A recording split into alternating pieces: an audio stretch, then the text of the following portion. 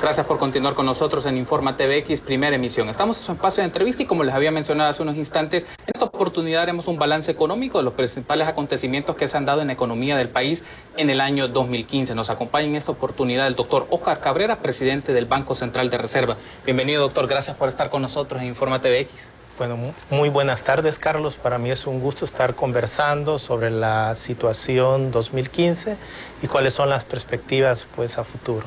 Justamente retomaremos varios elementos, hablaremos un poco de la balanza comercial, hablaremos un poco del sector en el PIB, hablaremos un poco del crecimiento económico, de las remesas. Son algunos de los temas que vamos a desarrollar en este espacio de entrevista, pero quiero aprovechar antes para que iniciemos de lleno con las preguntas que haremos al doctor Cabrera, que este día fue presentado el balance de fin de año del Sistema Financiero Nacional. Las autoridades señalaron que los hábitos de los salvadoreños están cambiando. Ahora se está priorizando el ahorro por encima de la adquisición de préstamos y créditos. Vamos a ver esta información y volvemos con la entrevista.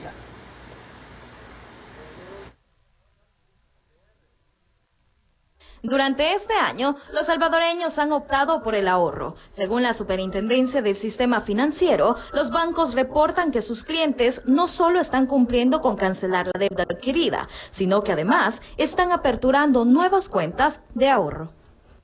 En la medida que se incremente el ahorro, la banca va a tener la posibilidad de colocar más créditos y sobre todo financiar actividades productivas. Todas las entidades tienen la cobertura necesaria para el riesgo que tienen en su cartera de crédito. Asimismo pasa con los préstamos. La entidad reguladora considera que el comportamiento dinámico que han experimentado los créditos productivos responden a los incentivos incorporados en las reformas a las normas de crédito que entraron en vigencia a partir de febrero. Durante esos 10 meses se han colocado 42.877 créditos. 1.313 millones de dólares en créditos productivos y para lo cual de esta manera se incentivó a que la banca orientara estos créditos no al consumo sino a la parte productiva porque se les redujo el porcentaje de la reserva de liquidez. Las cifras indican que el país cuenta con un sistema financiero saludable y atractivo para nuevos inversores. Para el 2016 se espera profundizar en el tema de inclusión financiera y la autorización de nuevas empresas proveedoras de dinero electrónico, según indicó el superintendente Ricardo Perdomo. Para Informa TVX, Nancy Sea. Agradecemos esa nota de Nancy Sea que nos habla un poco del ahorro en el sistema financiero y me gustaría, doctor Cabrera, que podamos iniciar un poco de esto. Ya tenemos otras ideas que podemos ir desarrollando en el transcurso de la entrevista, pero creo que es importante cómo la práctica del ahorro se puede volver ahora una opción para las personas en lugar del crédito u otras actividades para el balance de sus economías familiares. ¿Qué valoración merece?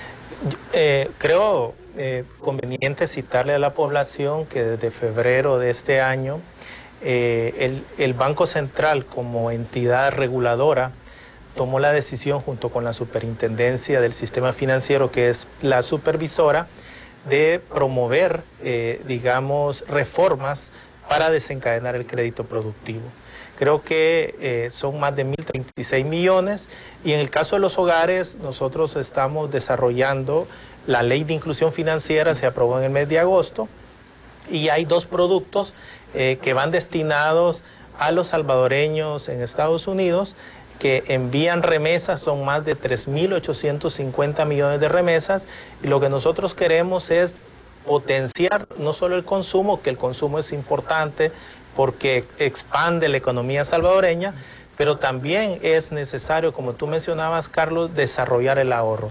Creo que con las cuentas simplificadas y con el dinero electrónico se abre una gran posibilidad de aprovechar las transferencias de más de 2 millones de salvadoreños en los Estados Unidos, pero también de salvadoreños que pueden destinar un porcentaje mucho mayor de su salario al ahorro. ¿Cómo eso también puede promover, doctor, que en la economía familiar permite el ahorro para desarrollar otras inversiones de mayor envergadura en sus familias, que puede ser inversiones inmobiliarias o inversiones, por ejemplo, en educación, y que eso le permitan hacer un consumo demasiado rápido, constante de sus fondos que recibe, ya sea por su trabajo o ya sea por los flujos que obtienen de remesas? Ese es uno de los retos que tenemos a partir del 2016, cómo hacer posible que estas remesas familiares o estos salarios que se destinan casi un 86% al consumo, según la última encuesta de hogares, empiecen a destinarse al ahorro y la inversión.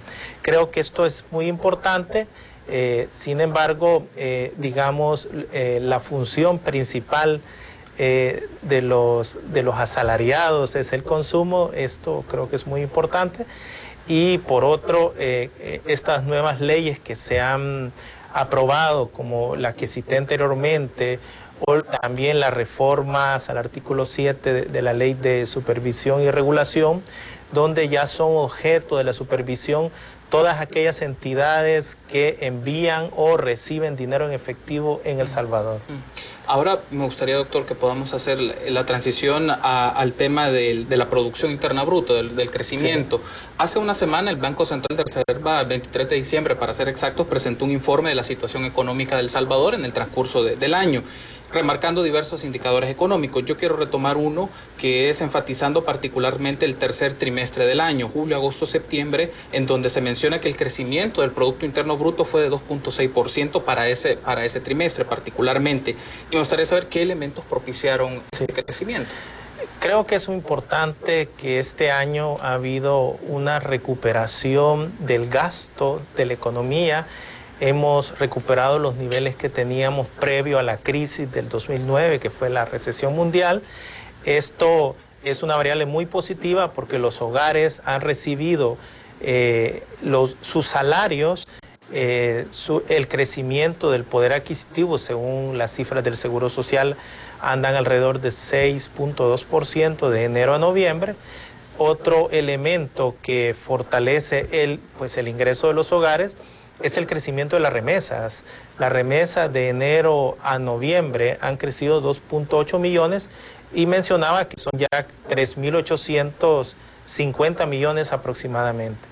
Otra variable que fue muy importante durante este año fue el incremento de la inversión privada. Son 1.230 millones de dólares en nuevos proyectos de inversión, cuando en el mismo periodo del año anterior fueron apenas de 600 millones. Esto creo que empieza a desencadenarse la inversión. Por otro lado, otro elemento que no es nimio es el crecimiento de las exportaciones. Crecieron 4.8%, y acá es bueno detenernos. En un entorno internacional favorable y explicado por la reducción de los precios de las mercancías, como la recuperación de los Estados Unidos, si no tuviéramos una base industrial como porcentaje del PIB del 23%, no hubiéramos podido aprovechar estas potencialidades. Comentarle a la población que El Salvador tiene una base empresarial más elevada que América Latina, por encima de los países de renta media baja, donde nos clasifican a la economía salvadoreña, y esto ha sido posible que desde la producción que tú citabas, el sector industria manufacturera esté creciendo a una tasa de 2.9%. Esto creo que es muy importante, y cuando hablaba de las exportaciones, de ese 4.8, de ese más de 4.000 millones que va a terminar este año, el 95% de las exportaciones son manufactura. También otra variable que yo agregaría dentro de este gasto de la economía salvadoreña es el gasto del sector público no financiero, que se incrementó en 3.6%, y la mejora en la ejecución de la inversión pública, que hemos finalizado con una ejecución del 67%, es una ejecución más elevada en los 2 últimos años. Esto es lo que está haciendo posible que el proceso productivo se esté reactivando y haya sido, digamos, los catalizadores, decía, la industria manufacturera, los servicios avanzados a las empresas, y ahí podemos hablar de una gama de servicios, desde servicios de aeronáutica, call center, también los efectos de la sequía durante este año en el sector agropecuario no fueron tan virulentos como los registrados en el 2014. Nuestras estimaciones para este año fueron pues un impacto de alrededor de 60 millones frente a unos 80 millones el año pasado. Eso dio como consecuencia que el valor agregado del sector pues agropecuario crezca a una tasa de 1.6%. En ese caso, son 3 áreas de actividades económicas las que reflejaron mayor producción en el transcurso del 2015, bienes inmuebles, servicios prestados a las empresas, industria manufacturera y el sector de servicios, particularmente comercio, restaurantes y hoteles, fueron los que dieron más dinamismo a la actividad económica, a la producción económica en el país en el transcurso del 2015. Correcto. Otro elemento que todas las piezas del rompecabezas se están alineando en el sentido que esta economía está dando por fin un cambio, un punto de inflexión, ya no crecer solo en base a servicios de bajo valor, los servicios de bajo valor es donde se concentra los salarios más bajos, sino ir diversificando nuestra estructura productiva. De nuevo, consideramos que la política de diversificación y transformación productiva que ha implementado este gobierno está rindiendo frutos, y en segundo lugar es importante continuar trabajando en la política agropecuaria y la política pues de logística e inversión. Otro de los aspectos que me gustaría destacar y tener su análisis, doctor, es el aumento de la demanda a nivel interno. En la presentación que hizo usted, destacaba que el consumo privado y la inversión de importaciones en bienes de capital pues ha aumentado con reflejo de demanda, y me gustaría saber esto cómo se expresa, cómo se materializa el aumento de la demanda en estos aspectos del consumo privado y las importaciones de bienes de capital, y qué propició ese aumento de la demanda. Sí, las importaciones de bienes de capital entre los economistas cuando está creciendo a 2 dígitos, como sucede en El Salvador, está creciendo a una tasa de 11.7, lo que nos está diciendo es que a futuro el crecimiento económico va a ser pujante, porque las empresas se están preparando para los próximos años, están adquiriendo lo que es maquinaria, equipo. Vale la pena mencionar que la industria manufacturera de nuevo sobresale con una tasa de crecimiento de 11.7%. También es bueno, hace poco miraba las noticias que el sector de transporte va a adquirir más pues unidades, y eso ya lo estamos viendo reflejado, probablemente en menor medida, pero el sector transporte crece también a tasas del 25%. Y por último, la industria de la construcción. La industria de la construcción crece también a 2 dígitos en las importaciones de bienes de capital, y vale la pena mencionar lo siguiente: ya la industria de la construcción ha recuperado su proceso productivo. Al tercer trimestre ha crecido 0.6. Cuando nosotros vemos ese 0.6 podemos decir, bueno, es casi cero, pero viene de un crecimiento de menos 25%, o sea, ha sido una recuperación de forma acelerada. Y lo vemos por el lado de las importaciones de bienes de capital, también lo estamos viendo por el lado de los salarios que se están pagando y por la creación de empleo. Tenemos que hacer la primera pausa, doctor, pero me gustaría cuando regresemos hablar un poco de la tendencia de los flujos de remesas, y también podemos hablar un poco de los créditos y las remesas como parte del financiamiento de los hogares. Si le parece, podemos hacer esos temas, acotar estos temas y hablar de la balanza comercial también, cómo ha sido en el transcurso del 2015. Con todo gusto, Carlos. Vamos a hacer una breve pausa, amigos, pero volvemos a este espacio de entrevista. Está con nosotros Óscar Cabrera, presidente del Banco Central de Reserva, y estamos haciendo un balance económico del año 2015. Volvemos después de publicidad.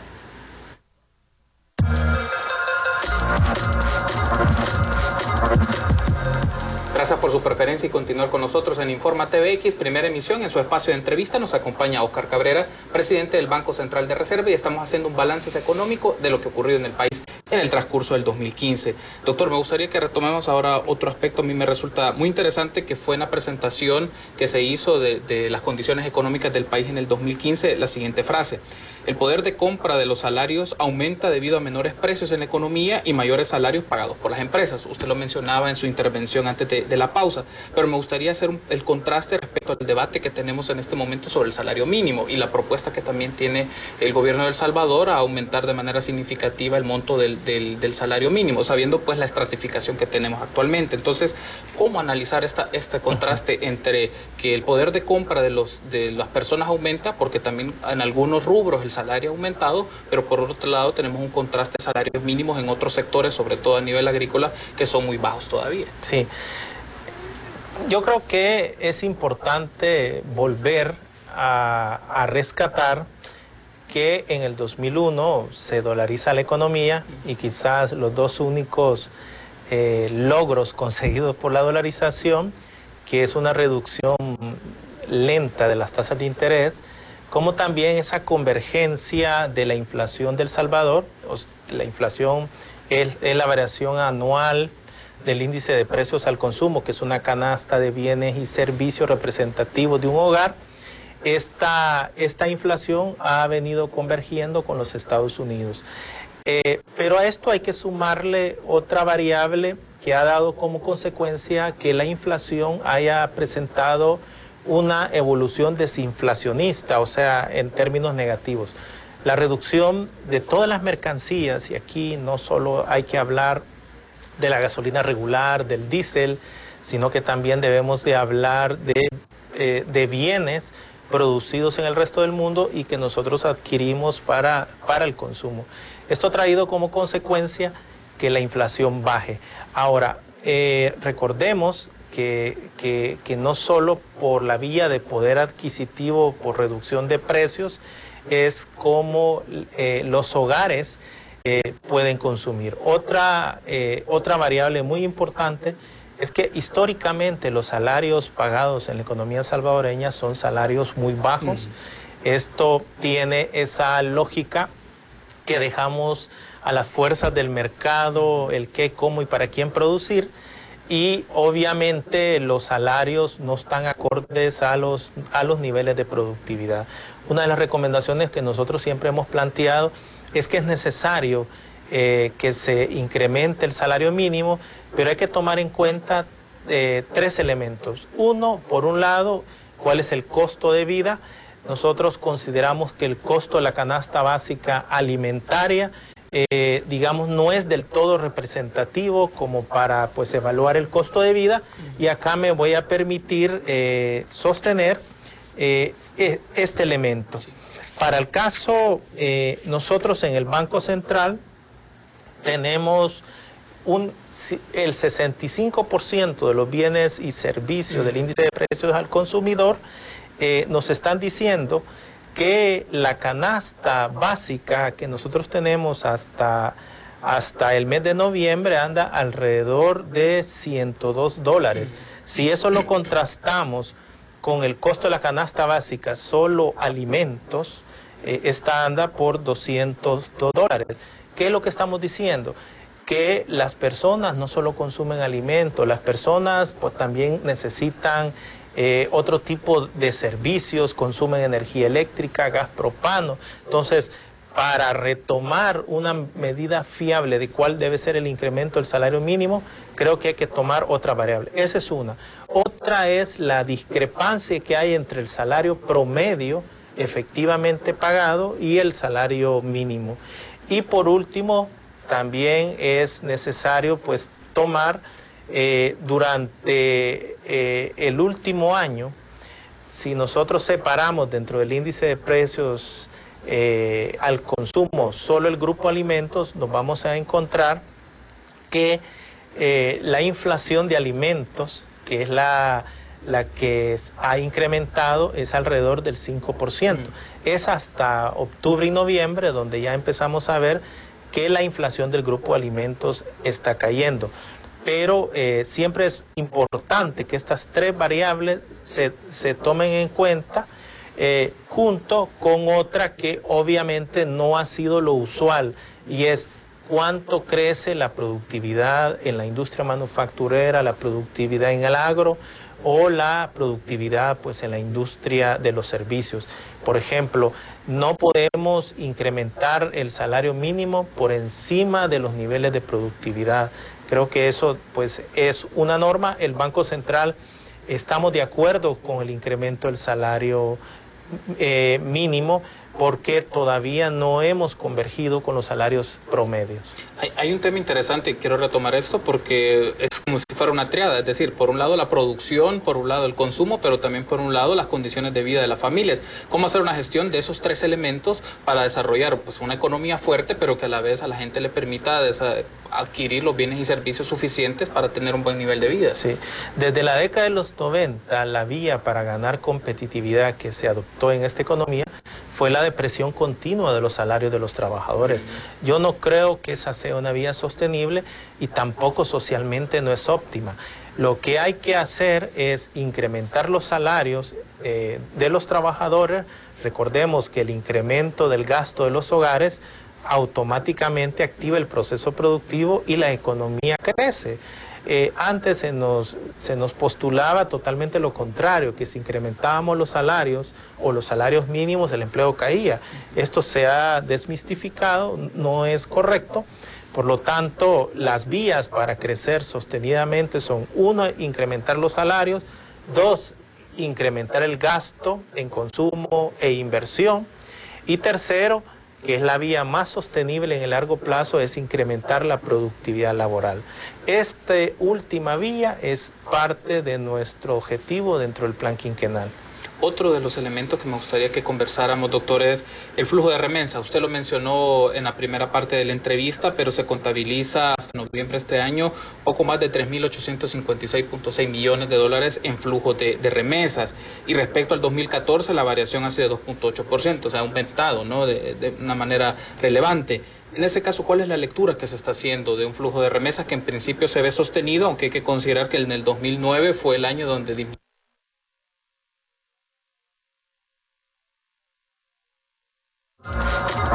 Gracias por continuar con nosotros. Tuvimos un pequeño fallo técnico, un pequeño bajón de energía que nos obligó a salir del aire, pero regresamos con su espacio de entrevista y aquí está con nosotros el doctor Cabrera. Pues tuvimos una pequeña interrupción, pero continuamos con este espacio. Hablábamos sobre el tema del flujo de las remesas. Mencionábamos que para este año se contabiliza 3.856.6 millones de dólares con respecto a remesas y hay una variación respecto al 2014 del 2.8%. En ese caso, la tendencia, ¿no?, el análisis que se tiene de la tendencia de los flujos de remesas, considerando que es un rubro muy importante para la dinámica económica de El Salvador, doctor. Sí, yo mencionaba que el incremento de los flujos de remesas tiene una relación muy directa con el crecimiento de la economía norteamericana. Este año los Estados Unidos va a crecer alrededor de 2.4% y en su mercado laboral estamos observando una tasa de desempleo de apenas el 5%. Esta tasa se considera una tasa de pleno empleo, o sea, como que todo el empleo está plenamente empleado, valga la redundancia, pero esto implica que las perspectivas a futuro de flujo de remesas para la economía salvadoreña y para la región centroamericana siempre son positivas. Nosotros esperamos que el próximo año este flujo de remesas alcance alrededor de un 4%. Esa es una cifra que yo creo que apoyará sobre todo los gastos de consumo de los hogares, pero también queremos potenciar el ahorro, como mencionábamos al principio. En la medida que los hogares destinen un mayor porcentaje de su ingreso al ahorro, eso obviamente va a potenciar pues la inversión. Estamos pues cerrando la entrevista, doctor, pero me gustaría tomar una última elemento, es la balanza comercial. ¿Cuál ha sido la valoración que se tiene de la balanza comercial? Es importante destacar que en alguna medida el país En materia comercial, a diferencia del 2014, ha aumentado sus exportaciones, un saldo aproximado de 230 millones, 4.8%, aunque el saldo total nos refleja todavía que importamos más de lo que exportamos. Pero, ¿cuál es la lectura desde el Banco Central sobre la balanza comercial en 2015? Creo que es un buen momento para la economía salvadoreña. Nuestras exportaciones están creciendo a una tasa de 4.8%. Eso significa que estamos totalizando alrededor de 5.103 millones. Y por el efecto precio en las mercancías hemos tenido una reducción de las importaciones. Esto ha traído como consecuencia que el balance comercial, que es la diferencia entre las exportaciones y las importaciones, se mejore para la economía salvadoreña. Como tú mencionabas, Carlos, uno de los problemas estructurales que ha tenido nuestra economía históricamente es que compramos más de lo que vendemos, ¿verdad? Pero esto se puede resolver con incrementar la productividad laboral, incrementar la inversión pública y privada.